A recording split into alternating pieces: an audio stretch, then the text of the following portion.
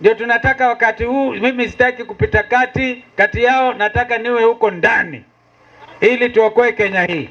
Na ndio nikasema ndugu Raila Amolo Odinga ambaye nimemsupport mara 2, niko tayari kumsupport mara ya 3 na pengine ya mwisho. Mtaniunga mkono?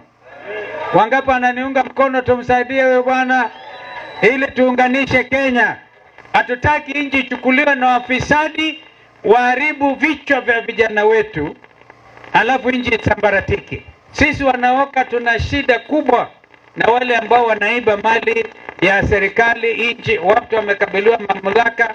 Mimi nilikuwa vice president wa Kibaki, sikuibia nchi yangu hata dururu, mpaka Kibaki amestaafu kwa heshima. Tukajaribu zaidi. Sasa wengine ni vita. Mimi sijaona nchi ya Afrika nzima, na nitembea Afrika nzima mahali rais na deputy wake wanapigana hadharani. Hii wazee wa Njuri, muangalie mambo haya. It is not proper. In fact, Uhuru ako na uvumilivu wa hali ya juu sana. Yaani unatukanwa na mdogo wake. Mimi singewahi kutukana Kibaki. Nilimpembeleza Kibaki, nilikuwa nikidhani pengine akitoka nitachukua. Lakini akina Uhuru wakaingia na Ruto wakanichenga.